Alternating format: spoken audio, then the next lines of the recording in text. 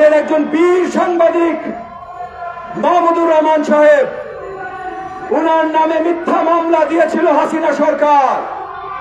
শুধু মিথ্যা মামলা না, বিদেশের মাটিতে কোন একটা ঘটনা ঘটানোর ব্যাপারে বাংলাদেশের মাটিতে তার নামে মামলা দেওয়া হয়েছিল এবং এই মামলায় তাকে সাজাপ্রাপ্ত করে তাকে জেল দেয়া হয়, জোরপূর্বক ওনাকে দেশ ত্যাগ করতে হয়। কিন্তু এই জুলাই আন্দোলনে বিজয় লাভ করার পর এই বিজয়ী বাংলাদেশে ফিরে এসে তাকে আবার জেলে যেতে হবে, এইটা আমরা কেউ দুশ্চিন্তা মানে দুঃস্বপ্নেও চিন্তা করতে পারি নাই। আমি ধিক্কার জানাই সরকারের দায়িত্বে যারা আছেন যে তাদের এই দায়িত্বে থাকা অবস্থায় মাহমুদুর রহমানের মতো বাংলাদেশের বীর সৈনিক, বীর সন্তানকে জেলে যেতে হয়। আমি ধিক্কার জানাই এবং একই সাথে ধিক্কার জানাই আজকে এই যে ইসরায়েলের IDF, ইসরায়েলের সৈন্যবাহিনী যেইভাবে আমাদের লেবাননের ভাই ও বোনদের উপরে আক্রমণ চালাচ্ছেন, সেটার বিরুদ্ধে বাংলাদেশ সরকার থেকে শুরু করে বিশ্বের সকল মুসলমান, আমি তো বলবো শুধু মুসলমান না ভাই, মানবতা বোধ যার ভিতরে আছে, বিশ্বের সকল মানবতা বোধ আলা নাগরিক ইসরায়েলের বিরুদ্ধে দাঁড়ানো অত্যন্ত প্রয়োজন। আমি ধিক্কার জানাই ইসরায়েল এবং নেতানিয়াহু সরকারকে। গতকাল অনেকগুলো ঘটনা ঘটে গেছে। আমাদের গার্মেন্টস শ্রমিক ভাই ও বোনেরা তারা আন্দোলনরত ছিলেন, সেই আন্দোলনকে দমন করতে যে একজন নিহত হয়েছেন, অনেকে আহত হয়েছেন। সরকার যখন দায়িত্বে থাকবে, সেটা আমার সরকার হোক, বিরোধী অন্য কোন দলের সরকার হোক বা কোন নির্দলীয় সরকার হোক, প্রত্যেকটা দায়িত্ব সরকারকে নিতে হবে। আমি বিশ্বাস করি গতকাল আমার গার্মেন্টস শ্রমিকদের ভাই ও বোনদের সাথে যে ঘটনা ঘটে গেছে, এইখানে আওয়ামী দোসররা উস্কানি দিয়েছে। কিন্তু এই যে আওয়ামী দোসররা উস্কানি দিয়েছে, এই উস্কানির বিরুদ্ধে সরকারি বাহিনীদের কোনো পদক্ষেপ ছিল না কেন, এইটার উত্তর দিতে হবে।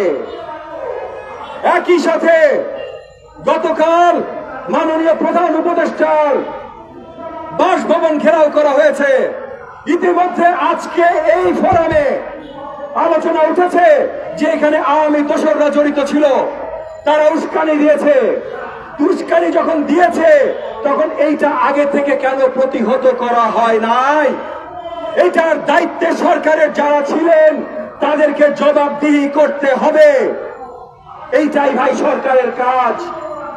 প্রত্যেকটা জায়গায় আওয়ামী দোসররা ফিরে এসে আক্রমণ চালাচ্ছে। বায়তুল মোকাররম জামে মসজিদ থেকে শুরু করে লোকাল পর্যায়ে গোপালগঞ্জে তারা বারবার আক্রমণ চালানো শুরু করছে। কেউ এটা থামানোর কোনো পদক্ষেপ নিচ্ছে না। শুধু আক্রমণ না, অর্থনৈতিক পর্যায়ে, ব্যবসায়িক পর্যায়ে আবার নতুন করে তারা লুটতরাজ শুরু করেছে।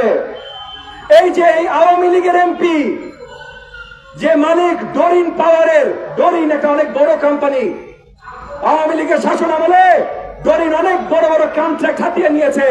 এই যে রিটেল পাওয়ার প্ল্যান্ট অনেকগুলো হাতিয়ে নিয়েছে। গত কয়েকদিন ধরে আমরা খবরে জানতে পাচ্ছি যে ডরিন পাওয়ার প্ল্যান্ট সরকারের কাছ থেকে টাকা তো নিয়েই যাচ্ছে, কিন্তু যেহেতু তারা এই সরকারের দোষর ছিল এবং এখন পলাতক, সেই পাওয়ার প্ল্যান্ট গুলো থেকে এখন তারা মেশিনারি লুকিয়ে লুকিয়ে বিক্রি করা শুরু করে দিয়েছে। কোন জায়গায় আওয়ামী দুষ্কৃতিকারীদের দুঃশাসনের কাজবাজ, লুটপাট এখনো শেষ হয় নাই। শেষ কেন হচ্ছে না, এইটার জবাব সরকারকে দিতে হবে।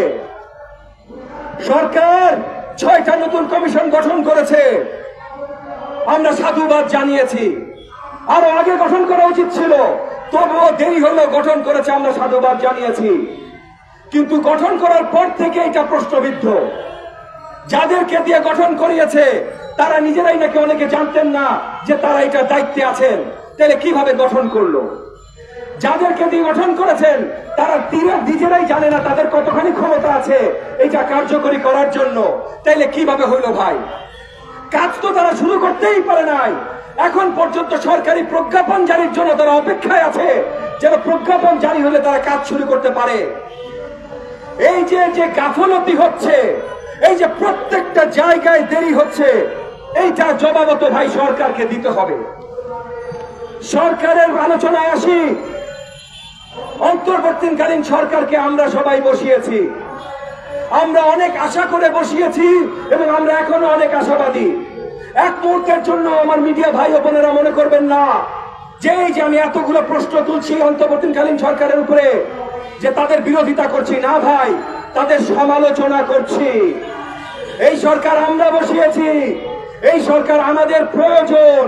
তো এই সরকার যেন ঠিকভাবে কাজ করতে পারে এইটাও কিন্তু আমাদের প্রয়োজন। তো তারা যে ভুল করছে এই ভুলগুলো ধরিয়ে দেওয়ার সমালোচনা করাটা অত্যন্ত গুরুত্বপূর্ণ।